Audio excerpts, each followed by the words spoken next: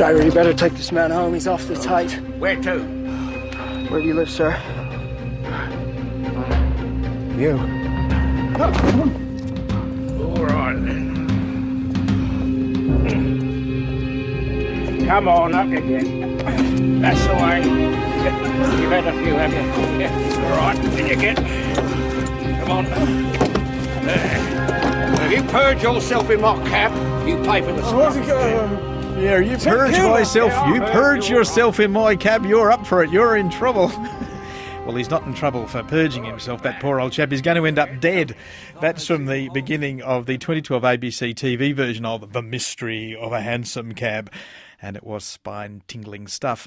Well, the book, The Mystery of a Hansom Cab, was published in Melbourne in 1886. It's by Fergus Hume, and, well, it was a sensation when it came out. It was a bestseller. It was a bestseller. And it spawned plays and songs. There was even a spoof called The Mystery of a Wheelbarrow. And you might remember, actually, that we talked about The Mystery of a Hansom Cab in our book club back in 2012, which was the same year that ABC version, the TV version, was screened. Well, Dr. Lucy Sussex is an expert on 19th century fiction in all of its glorious variety, and she's written a very, very, very classy book about this novel and about its author, in fact, about the whole crime fiction scene in Victorian times. And I read it during my holiday, and I loved it. It's called Blockbuster. Welcome to Books and Arts. Thank you for having me. Although you didn't know it, you were spending a week with me on the beach at Port Douglas. You oh, and really? I? Yes, you were there in my hot little hand. I've had a lovely week enjoying sunshine and the darkness of Victorian Melbourne. So let's set the scene. What's the premise of The Mystery of a Hansom Cab? Well, it's a cold July night and outside Scott's Church, and there's a couple of drunks staggering along, and one of them hails a hansom cab, and so begins a trip down to St Kilda, in which one of the people in the cab is murdered and the other one gets out at Melbourne Grammar. Which is halfway to St Kilda, well, even one-third of the way to St Kilda. Yep. And he runs away into the night. Yes, and so the cabman continues on and at St Kilda Junction asks for directions and discovers his passenger is dead. Bum, bum, bum, bum. Yep.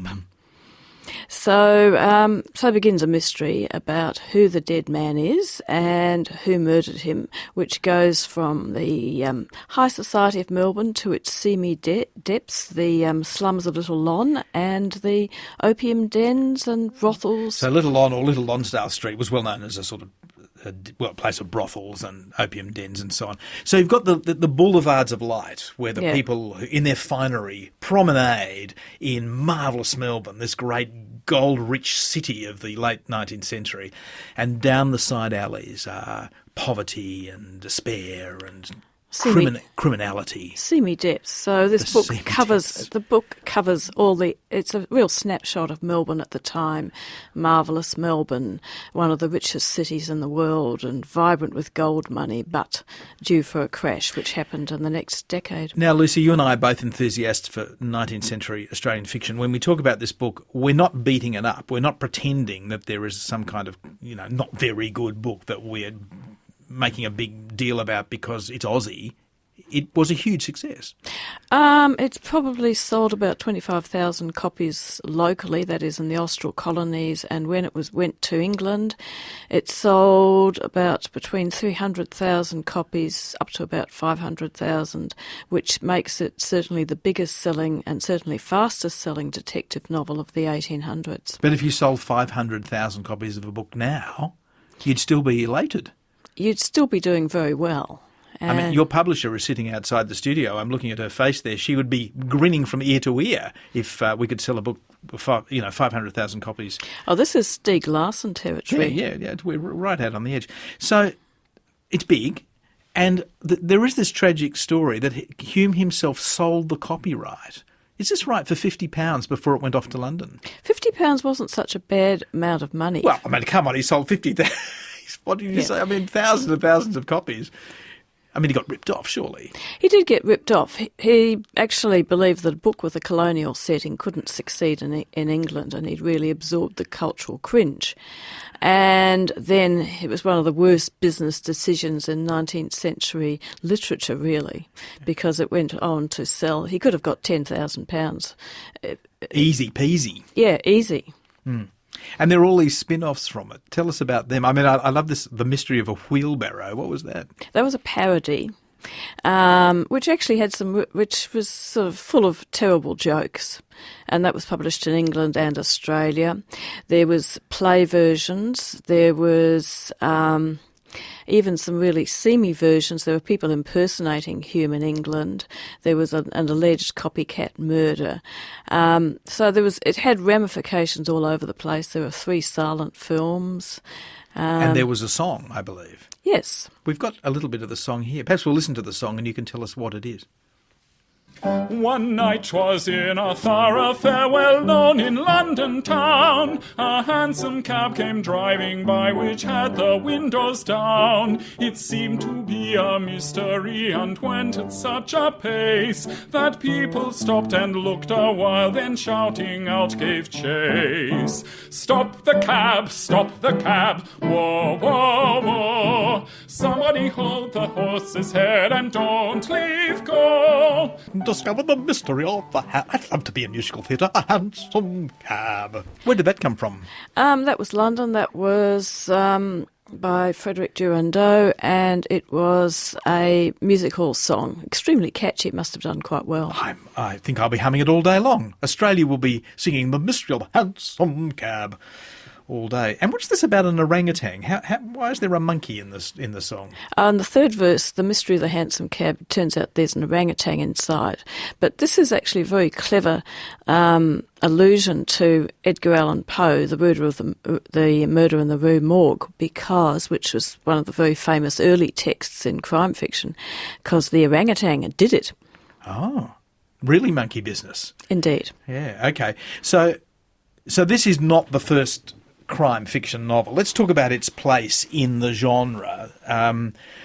As you say, The Mystery of the Rue Morgue, which was published in 1841, featured a detective. So it's a crime fiction story, is it?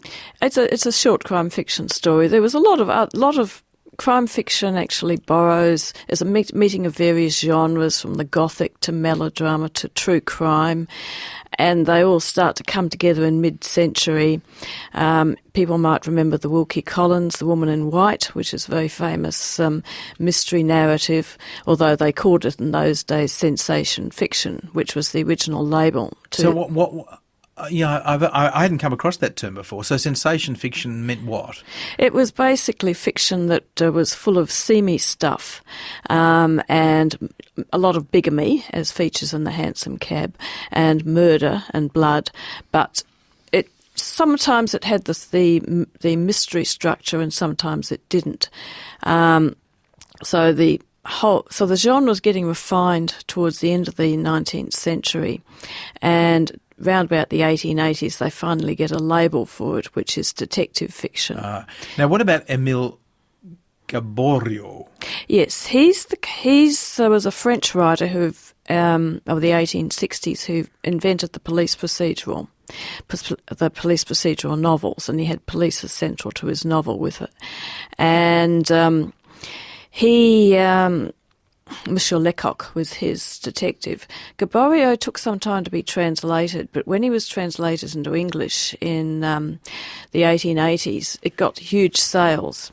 Oh, right. And this is what Fergus Hume read in England and resolved that he was going to have a go at. Now, Lucy, the curious thing about The Mystery of a Hansom Cab is that it doesn't have one detective. I mean, I can remember when I first read it, being a bit, it was a stumbling block for me because I couldn't quite work out how I was supposed to read the novel, because you meet a detective.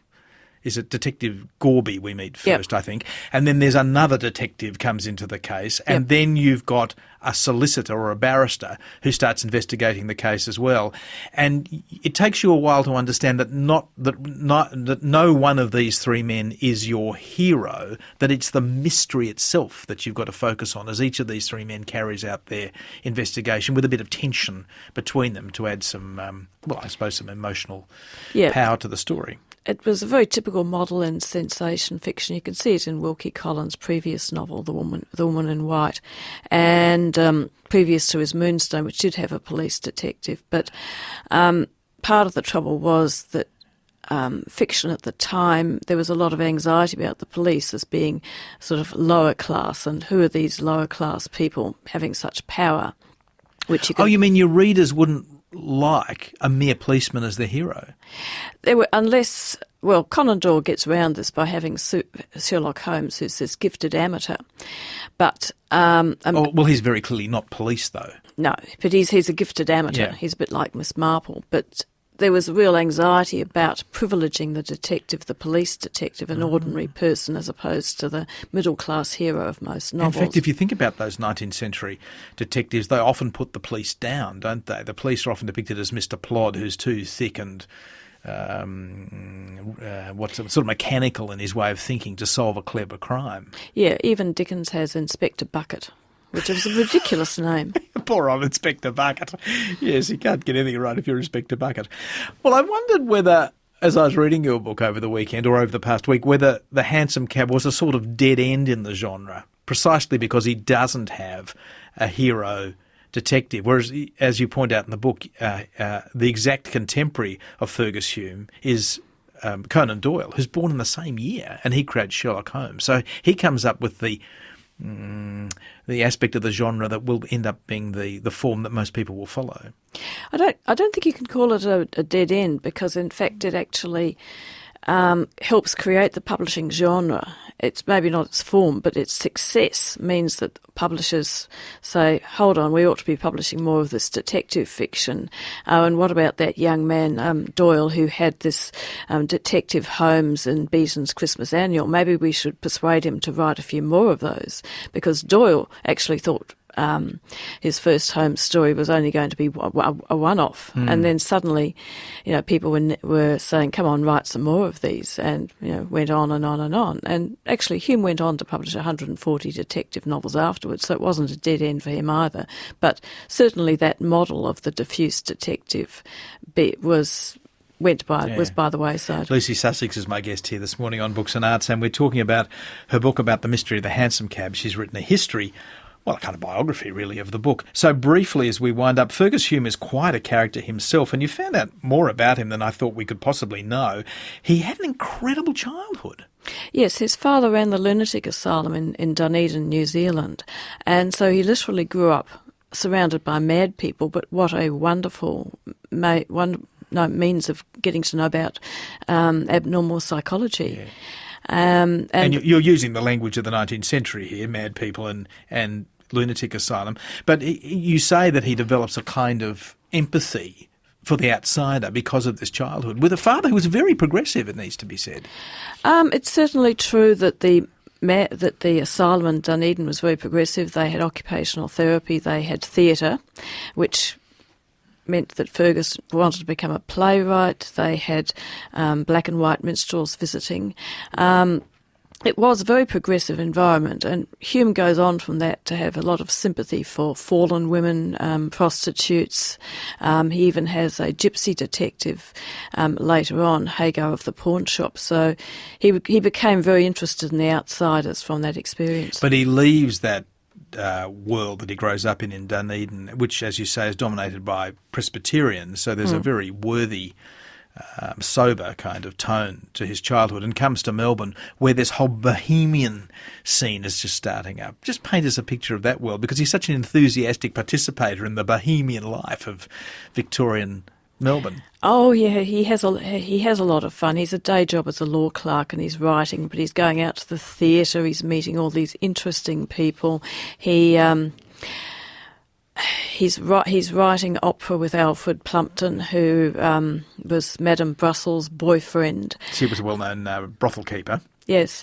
So he's fully participating in bohemian Melbourne, and he's having the time of his life. Actually, bohemian Melbourne of the 80s is a bit like, well, it's a bit like the 1960s in the sense that there's a kind of youth culture that's a bit rebellious, it's a bit arty, it's into alcohol. They're having the ideologies are different, but there is a sort of rebellious, creative energy and optimism about the time. And Hume was quite rebellious, fancy putting drunks in the vicinity of Scott's church, which was a Presbyterian church. I mean, that's a bit naughty. Oh, yes. So that opening scene that we heard, that we started our conversation with, actually occurs within Cooey. I mean, out the front of Scott's church, this great monument, built ironically by Nellie Melba's dad. Yes, and he probably encountered Nellie Melba. Certainly his sister Mary did, because they were competing as opera singers on the stage. Lucy Sussex, it's been a joy to spend the past week with you on the beach at Port Douglas, and it's been lovely to have you here in the studio. Thanks for coming in. Thank you for having me. Literary historian Dr. Lucy Sussex, and her book is called Blockbuster! And it's published by Text Publishing, who've also reprinted the novel. So you could do worse than reread the book or read it for the first time and then read Lucy's terrific account of it, how it came to be. And I'd love to know what your favourite type of crime fiction is, especially from the olden days. Are you a Sherlock Holmes type, or are there other 1930s novels or earlier 1890s novels with aristocratic detectives, country house weekends, that sort of thing? I'd love to know what you're into. Across Australia, this is RN. You're listening to Books and Arts.